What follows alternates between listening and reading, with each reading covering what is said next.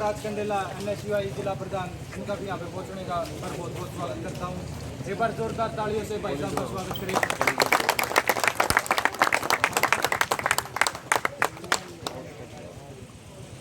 मेरे जितने भी साथी यहाँ पे पहुँचे हैं मैं उनका बहुत ही शुक्रगुजार हूँ कि उन्होंने मेरा समर्थन किया और मैं इस यूनिवर्सिटी में अपना NSUI का प्रचार करूँगा और कैंपेनिंग के साथ साथ हर एक भाई की बहन की समस्याएं देखी जाएंगी और उनका जल्द से जल्द सोल्व किया जाएगा।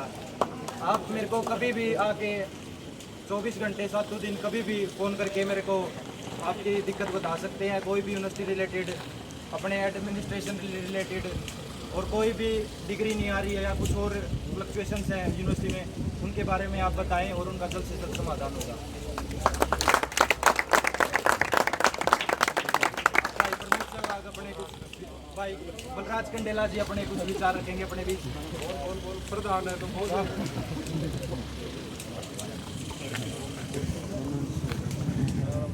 भाई सारे भाइयों को मेरी राम राम। आज आपके बीच में हम सारे साथी यहाँ इकट्ठे हुए हैं, आप सबका भी धन्यवाद। और मेरे साथ NSUI के जींद जिले के प्रधान भाई बलराज कंडेला जी, हमारे चौधरी रणधीर सिंह यूनिवर्सिटी के प्रधान भाई आर्यन मोहन जी, जितने इनके साथी हैं, दूसरे साथी आए हैं, सबका मैं धन्यवाद करता हूँ। साथियों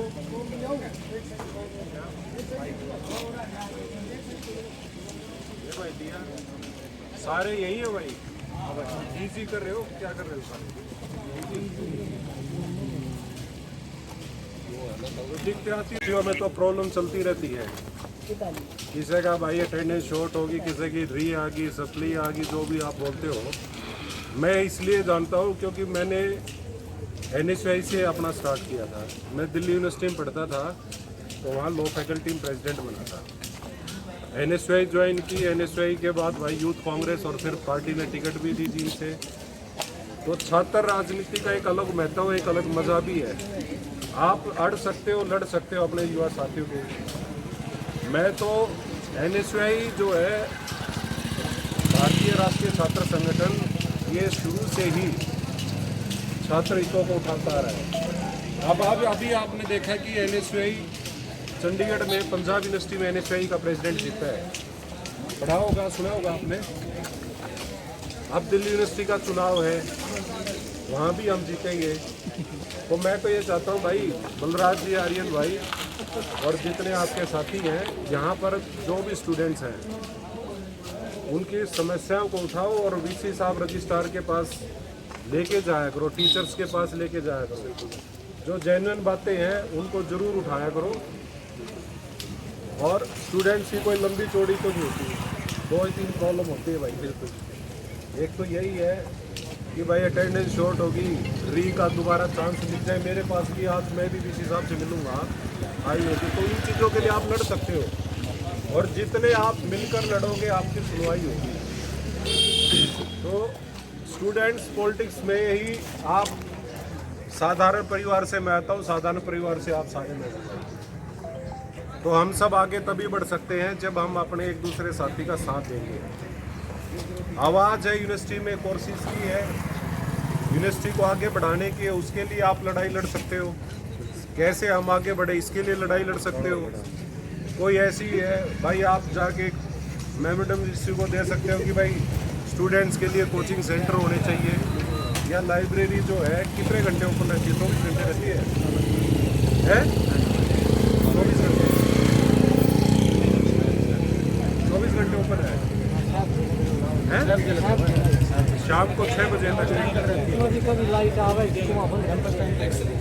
तो आप जैसे यूनिवर्सिटी की बात है, बहुत सारे साथी लाइब्रेरी में पढ़ने जाते हैं, बाहर जो प्राइवेट लाइब्रेरी है उनमें जाते हैं। आप ये बात उठा सकते हो VC के सामने कि भाई कम से कम जो लाइब्रेरी की एक्सेस है वो स्टूडेंट्स को 24 घंटे मिले।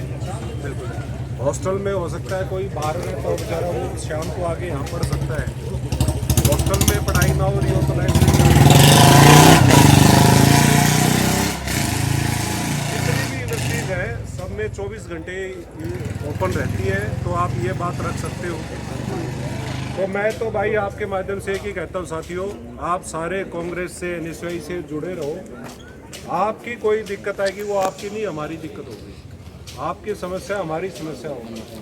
और जितने भी आपके काम होंगे या आपकी सुनवाई नहीं हो रही होगी तो हम आपकी लड़ाई लड़ने के लिए हमेशा तैयार रहेंगे। चाहे हमारे बहनों की बात है, कोई उनको दिक्कत आती है आप उनसे बात कर सकते हो।